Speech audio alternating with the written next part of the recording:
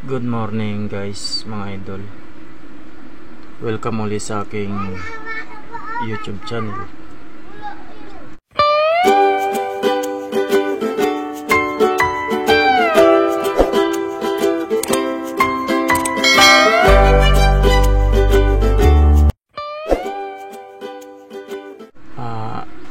Naggawa ako nitong aking 18650 na battery kasi pang-backup ko siya sa mga 12 volts kong mga ilaw, at inayos ko siya kasi meron siyang nagtik na 6 na sirang battery. Umiinit siya kasi medyo matagal na to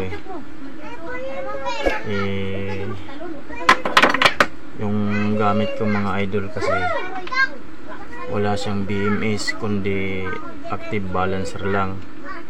Sinesit ko lang siya sa bali 12.8 lang ko siya sinesit yung kanyang charge. Ngayon hindi ko na naipakita yung umpisa nitong pagbaklas ko hanggang sa pagkabit kasi nalubat pambate ang aking cellphone ay naka-charge, kaya hindi ko nakunan ng video. Kaya ngayon ko lang nakunan na buo na. Ayan guys, active balancer lang yung nakalagay sa kanya kasi wala pa yung in-order ko na BMS para dito. Kaya pinagtsatsagaan ko muna itong yung active balancer, pero okay naman siya, wala siyang problema, hindi naman siya mabilis bumagsak. Malaking bagay na rin kasi sa 5 kong ilaw at kasama ang wifi at aking electric pan na 12 volts, dito siya naka-connect lahat ng mga 12 volts ko. Kaya yung 2 kong ilaw na magdamag ay dito rin, yung nasa labas namin sa harap ng bahay at doon sa kusina namin sa may likod, dito nakakabit magdamag yun. At saka yung aking wifi, ayan aking wifi,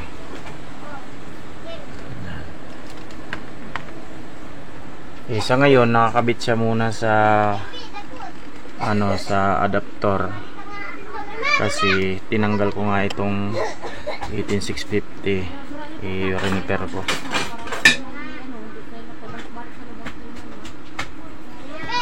Kaya maipakita ko lang ito ngayon mga idol na buo na kasi hindi ko nakuha ng video ng naka-charge pa yung cellphone ko.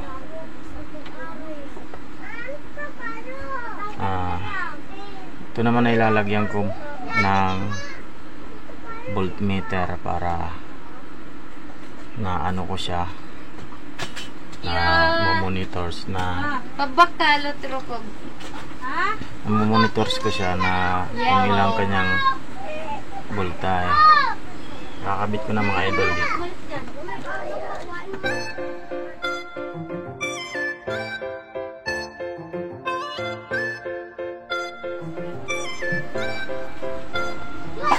Dito ko sa ilalagay mga idol para na monitor ko yung kanyang voltage.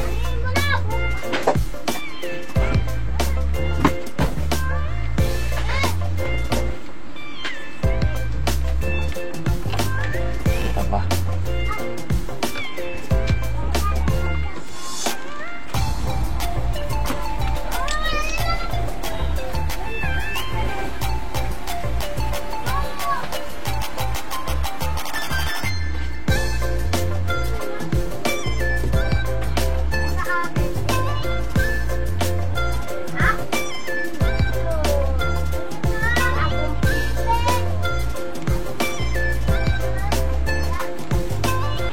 Minutes later. Pansamantala lang itong mga idol na walang DMS siya, pero sa ngayon lang naman to nangyari na uminit yung 6 na piraso na to. kasi sa katagalan na rin siguro medyo luma na, kaya yan, tinanggal ko siya, pinalitan ko siya. Siya nga pala mga idol, itong mga 18650 ko ay mga kolekta ko lang to sa mga lumang battery ng laptop at saka sa mga original na mga power bank, pero pare-parehas naman yung kanyang timbang. Hindi ko lang sure na yung iba nito kasi wala akong naka-display na kung ilan EH siya. Yung iba mayroon 2000 mAh siya, yung iba wala, kaya pang ilaw lang naman hindi naman gaano mabigat ang kanyang load na nakalagay dito sa mga 12 volts ko lang naman, pero wala naman siya naging problema, okay naman siya, hindi naman siya mabilis bumagsak, makunat naman siya. Ngayon lang naman to nangyari na may uminit, mag-ano na kasi ito, mag-iisang taon na, kaya bumigay na siguro yung iba. Ayan, palitan ko ito na ulit, ayos na. Kakabit ko lang yung voltmeter mga idol. Siya nga pala mga idol, kung napadaan ka lang sa channel ko, paki-subscribe na rin at palike at share sa yung video ito. Paki-support naman ng aking channel kung bago ka pa lang, at pindutin mo na rin yung hit button dito sa baba para lagi kayong updated sa mga bago pang mga video, para palagi mo nasusubaybayan yung mga bago pang mga vlog. Ayan, maraming salamat nga pala sa mga sulit yung sumusuporta sa channel ko. Kahit kakaunti pa lang kayo, sana ay dumami kayo, at para ma-reach ko yung kailangan ni YouTube na 1,000 subscriber at saka 4,000 viewers para ma-monetize na itong channel ko. Pero laban lang, tiyaga lang, sige lang ng sige mga idol. Hindi pa rin ako nawawala ng pag-asa. Alam kong may mga mababait pa rin dyan na mga ibang tao na mag-like at mag-share at mag-subscribe sa channel ko na to. Ay ngayon pa lang, at ako yung nagpapasalamat sa inyo kung susuportahan nyo man ang channel ko na to para lang sa pamilya ko mga idol. Umpisa na natin mga idol. Kakabit ko na yung kanyang voltmeter.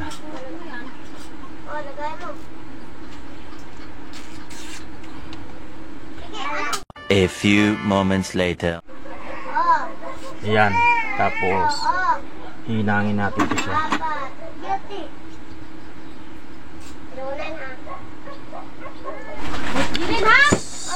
Sige lang, subukan mo lang pa sa mga kapatid mo. Natin ikukunik to sa kanyang positive.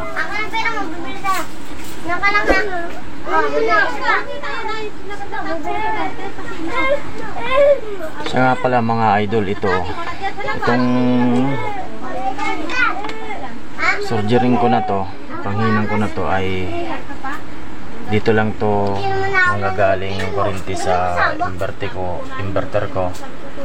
Naka-solar lang ako dahil wala naman kuryente dito sa lugar namin at medyo bundok talaga ito dito at malapit pa sa basurahan. Ayan, dito lang yan nakakunik.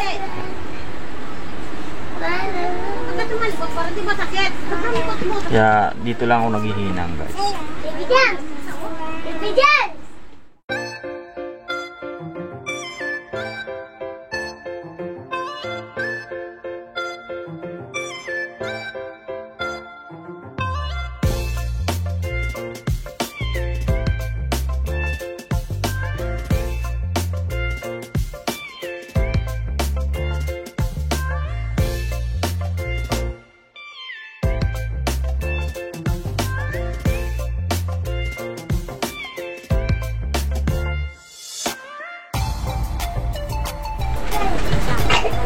Tapos ito namang isa, itong negative na to dito sa kanyang negative ng battery.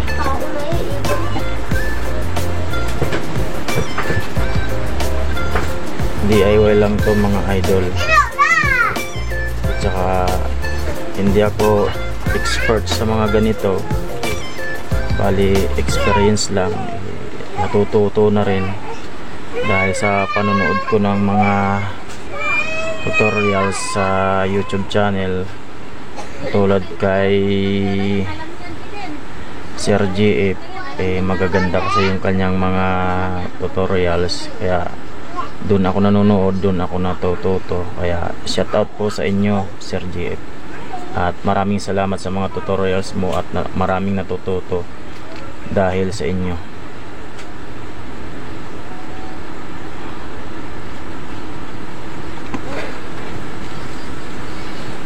Yan.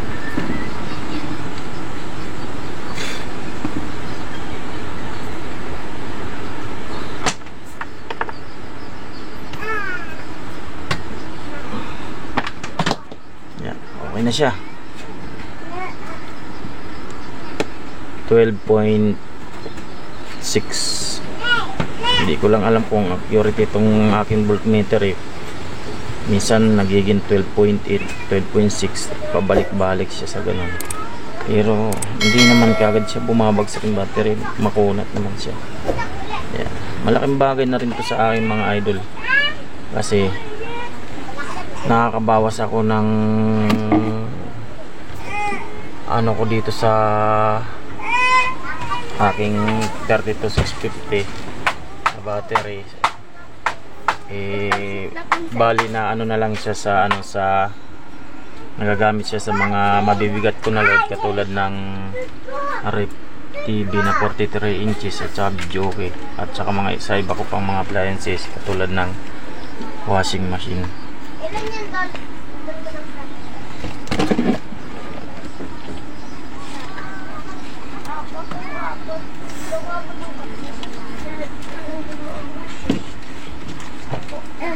Sakay ako sa'yo, be.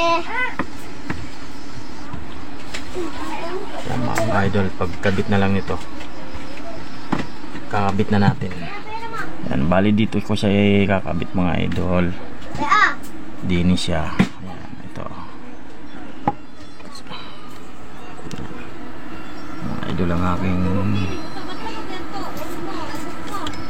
terminal ng mga 12 volts ko, positive at saka negative. Yan mga idol.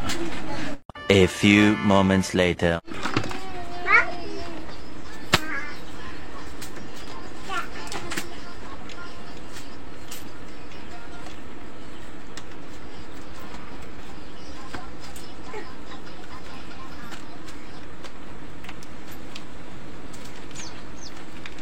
Tara. Tara, na ako wala ko din. Kuha ko din ito, sundalo din ito siya.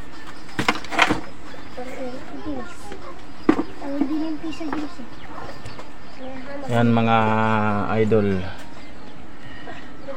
tapos ko na siyang ikabit at yan, dito siya naka-connect papunta din eh. Bali wala siyang sariling solar kundi back converter lang ito. Dito siya nagcha-charge. Kapag full charge na siya, binababa ko na lang itong breaker niya pagka full charge na siya, tsaka itong breaker niya dito sa DC niya, ito yon. Medyo yung ginagamit kong breaker ginawa ko lang pinaka switch dito sa 12 volts. Alam ko naman ito hindi pang DC na breaker kaya pansamantala lang naman yan. Ginawa ko lang siyang pinaka switch.